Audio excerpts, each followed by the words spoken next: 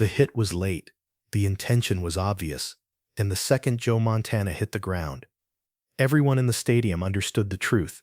This was no longer just a football game. The whistle had already blown. The ball was gone. The play was dead. And Lawrence Taylor still drove his helmet straight into Montana's ribs. Not out of momentum, not by accident, on purpose. The sound echoed through the stadium, helmet on pads, bone on bone, a noise every quarterback fears, because it means the protection failed, and the defender arrived with bad intentions. Montana didn't scream. He didn't roll dramatically. He stayed down for half a second longer than normal, long enough for the crowd to react, long enough for the offensive line to turn, long enough for the referee to hesitate. Taylor stood over him, not backing away, not apologizing. He bent slightly at the waist and spoke, low, calm, close enough that only one man could hear. No microphones caught the words. No cameras could lip-read them. But Montana's face changed. Not anger, not fear, recognition. Because quarterbacks know the difference between trash talk and a warning, and this was a warning. Montana pushed himself up as the offensive lineman shoved Taylor away, shouting. Helmets collided. Arms flew. The referee rushed in, flag laid in his hand like he wished he didn't have to throw it. Taylor smiled. Not a grin, a test. Because Lawrence Taylor didn't just dominate games, he dominated people. He made quarterbacks rush throws they didn't need to rush. He made them see ghosts that weren't there. He broke their rhythm, then broke their confidence. And now, he had decided Joe Montana was next. From that snap on, every play carried an edge. Taylor lined up wider, lower, closer. Every rush came faster. Every hit finished harder. Even when Montana released the ball clean, Taylor followed through, shoulder into chest, forearm into back, a subtle extra twist as they hit the turf. Just clean enough, just dirty enough. The message was unmistakable. I'm not stopping until you do. On the sideline, Montana's teammates were livid. A receiver slammed his helmet into the bench. A lineman shouted at the referee until he was warned. The quarterback coach leaned in, voice tight. You good? Montana nodded, but he didn't look back at the bench. He was watching Taylor walk back to his huddle, slow, confident, enjoying it. Because intimidation only works if the other man starts thinking about it. And Montana wasn't thinking about survival. He was thinking about response. Back on the field, Taylor rushed again, untouched this time. Montana released the ball at the last possible instant and absorbed another crushing hit. His head snapped back. The crowd gasped. Taylor popped up and clapped once, slow, deliberate, like applause. Montana got up more slowly now, no hurry, no panic. As he walked back to the huddle, Taylor passed him and whispered something else, short, sharp, enough to make Montana stop. They turned toward each other, helmets nearly touching. The referee sprinted in, arms outstretched, separating them before anything exploded. Taylor laughed. Montana didn't. He leaned in and said one sentence, quiet, controlled, final.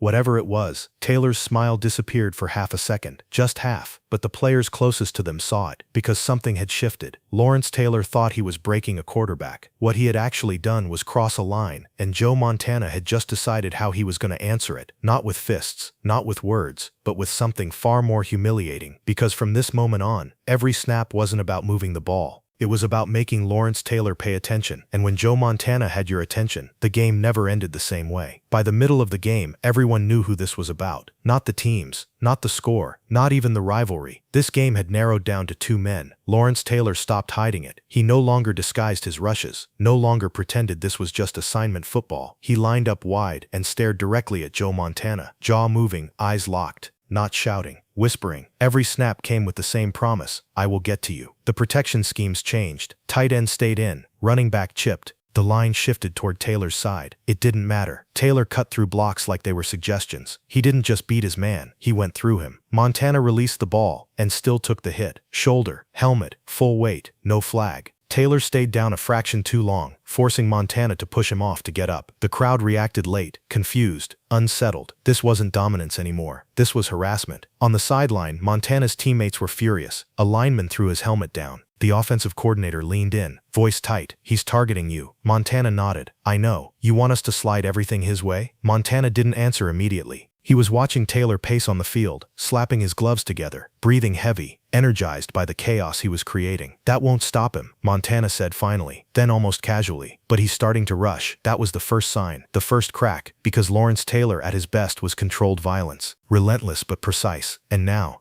he wanted it too badly. The next drive was different. Montana shortened his drops, changed the rhythm, took away the timing Taylor fed on. Taylor still got through, but not clean. Once he overran the play, Once he lunged and missed by inches. Once he slipped as Montana stepped up instead of back. Small things. But defenders notice small things. On one snap, Taylor exploded inside. Convinced he had the angle, Montana waited, longer than any quarterback should, and at the last moment flicked the ball into the space Taylor had just abandoned. Completion. First down. Taylor spun around and shouted, at a teammate, at the sideline, at nobody in particular. The crowd noticed. On the next rush, Taylor came even harder. Montana felt it. This one hurt. Helmet to shoulder. Turf rushed up fast. For a second, Montana stayed down, chest rising and falling slowly. Taylor stood over him again. This time there was no smile, only anger, because intimidation only works until the other man stops reacting to it. And Montana wasn't reacting anymore. He was adapting. Back in the huddle, Montana spoke quietly. We're moving him. The line looked at him. How? We let him think he's winning. The next series looked safe. Short throws. Quick releases. Nothing flashy. Taylor hated it. He wanted panic. He wanted fear. So he guessed. He rushed inside when the play went outside. He chased when he should have contained. He committed half a second early. Montana saw everything. And then he called it. At the line, Montana adjusted the protection with a subtle hand signal. The defense showed blitz. Taylor widened his stance, eyes burning. Snap. Taylor came full speed. Montana didn't retreat. He stepped up and waited,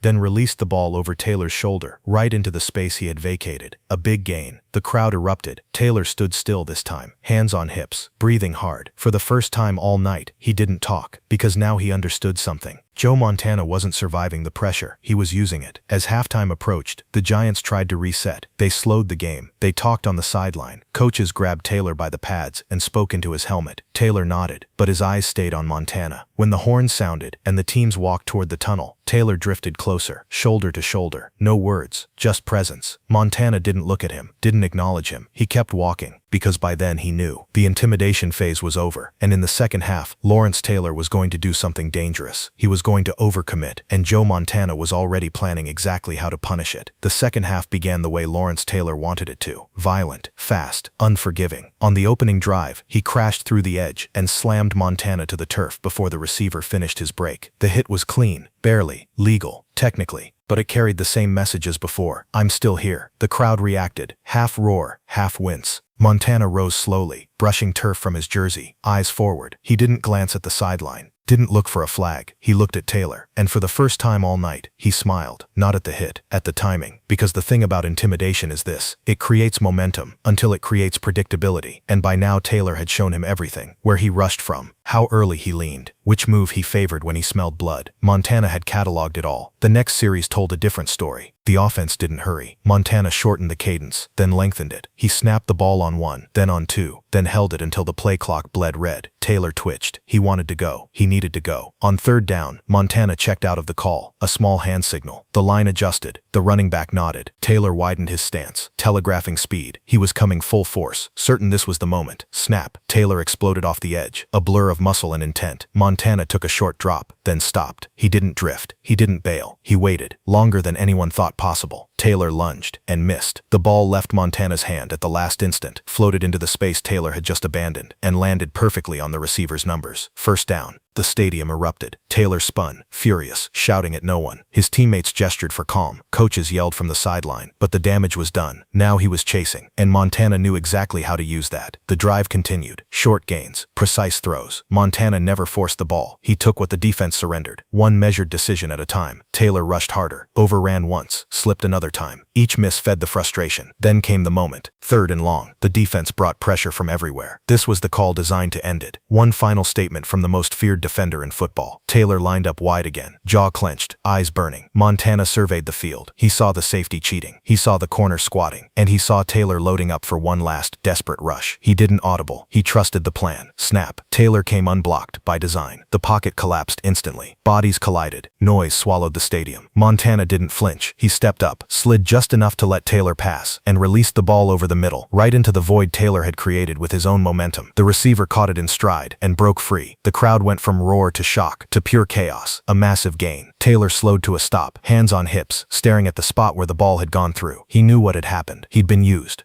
The drive ended the only way it could, with Montana in control. A final throw into the end zone. Clean, decisive, inevitable. Touchdown. For a heartbeat, there was silence. The kind that comes when people need time to understand what they've just seen. Then the stadium exploded. Montana jogged off the field, expression unchanged. No celebration, no stare down. He handed the ball to the official and walked to the sideline. Taylor watched him pass. No words this time, just a nod. After the game, reporters swarmed the locker room. Questions flew. What changed? Did the hits affect you? Was this personal? Montana answered calmly. He's a great player, he said. You respect that. You adjust. Across the hall, Taylor was asked about the matchup. He paused. Then he said the truth. He didn't panic. That's dangerous. That night became one of those stories players tell years later. The ones that don't need exaggeration. A reminder that intimidation has a shelf life. That control beats chaos. That the most humiliating response isn't a punch or a shout. It's precision. Lawrence Taylor tried to intimidate Joe Montana. What followed didn't just decide a game. It became NFL legend. The game ended, but the tension didn't disappear with the final whistle. It lingered. On the field, players shook hands out of habit more than sportsmanship. Helmets came off. Shoulder pads were loosened. But eyes still followed one man, Joe Montana. He didn't look exhausted, didn't look relieved. He looked finished, as if the job had been completed exactly the way he intended. In the tunnel, a Giants defender was overheard saying something quietly to a teammate. He baited him, not angry, not mocking, impressed. Film rooms would replay that drive for years. Coaches would pause the tape right before Taylor's rush and ask young quarterbacks the same question. What do you see here? Most answered wrong. They talked about protection. They talked about routes. They talked about arm strength. The veterans knew better. What Montana saw was a man who needed the moment too badly. That's what intimidation does. When it fails, it turns into impatience. And impatience, against a quarterback like Montana, was fatal. Years later, when asked about the most difficult quarterbacks he ever faced, Taylor didn't talk about arm talent or accuracy. He talked about control. He never gave me what I wanted, Taylor said once. That's worse than fear. That night didn't end a rivalry. It defined one. Because after that game, defenders still hit Montana. They still rushed him hard. They still talked, but they were careful. They knew what happened when you crossed the line and expected him to break. Joe Montana didn't break. He waited.